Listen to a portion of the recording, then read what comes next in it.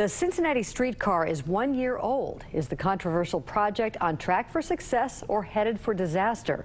On the front page centerpiece this week, Streetcar at a crossroads.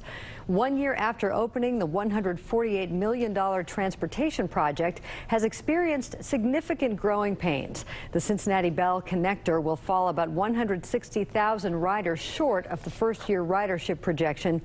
In year one, the streetcar has dealt with traffic issues, mechanical problems, blockages, glitchy ticket machines, reliability issues, and the occasional political infighting. Former Cincinnati Bell CEO Ted Torbeck is leading a committee focused on improving service and ridership, working with the city, which owns the project, and the Southwest Ohio Regional Transit Authority, which oversees its management. Torbeck says to be successful, business people have to feel comfortable riding the streetcar. The city and SORTA have tossed aside early estimates to measure streetcar success and come up with new ones based on actual usage. Developer John Schneider is one of the streetcar's top advocates outside of government. He says he wishes the streetcar's estimates would have come with the caveat that it would take a few years to meet them. Schneider says most of the projected streetcar benefits were in economic development. John Schneider joins us this morning to talk about the streetcar from that perspective. He is with Business Courier editor Rob Dahlmeyer in the studio. Rob and John. Hey, thanks, John. Thank you so much for being here. Glad to be here. This is the story. It's on our cover this week that Chris Wederick wrote about the streetcar's first anniversary. We wouldn't have a streetcar without you. I'm just going to go out and say that. I don't think that's super controversial. I think we all want it to succeed. I doubt there are very many people at this point that wish for anything else other than for this to succeed. Having said that, what kind of grade would you give the first year? I'd give it a B, and that's up from a B minus that I gave it at the end of the year last year. I think it's undergoing continuous improvement.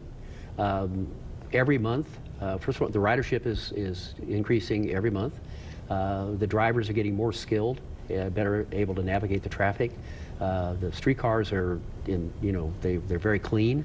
There's been no incidents at all in the streetcar. There's been no accidents, people hurt or anything like that. So right. It's getting there. I mean, it's it's been 66 years since we've had rail on our streets, and it's a certain learning curve.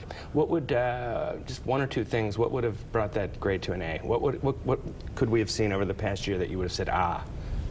The biggest problem by far, and it is getting better, has been people blocking the streetcar, parking on the tracks.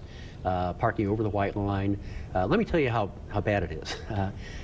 Since it opened, they've noticed somewhere between 3,000 and 4,000 people violating the law. The city has observed this. Wow. That could be, again, blocking the tracks, whatever. I think the actual number is maybe 3,700, but it's somewhere in that range. They've only given 800 tickets. So, there hasn't been adequate enforcement of our laws to make sure that a path is cleared for the streetcar. Now, having said that, I think the city's doing a better job. The blockages are going down. People are learning, how to navigate around it. But I think by far, that's been the biggest problem. It'd be like you're driving I-71 and someone just decides, 4 cars or 3 cars decide to stop in the middle of the highway for no apparent reason. But they're working on that, and I expect that over time that will be less of a problem. I follow these systems around the country, and Cincinnati is a total outlier. I mean, by far, in the number of blockages that we have. Really? Yeah, it's much worse than any city that I follow. So that has to be a law enforcement solution, right? There's no other way to do it. They need to do. The city has until apparently very recently sort of counseled people. You really shouldn't park on the tracks. We don't get that kind of counseling when we have a meter violation, right? Or if you park in front of a fire hydrant, right, or in a handicap space. The city really needs to really bear down on the offenders and make sure they don't do that. So we mentioned in a story we did months ago, you talked about it in our piece this week, one of the biggest reasons to build a streetcar was for economic development. And we did a piece that we just looked at the actual streetcar line. We didn't go off the blocks away from it. And we saw that about $25 million worth of development happened where the developers specifically cited the streetcar as the reason. But you say it actually, if you look at it, it actually is much bigger than that if you right. spread out. We're doing much better than the projections. The economists who studied this said that by the end of 2016, we would have $16 million of development that would not have happened but for the streetcar. But they took a radius of 1,000 feet from the streetcar Right. and found $16 million.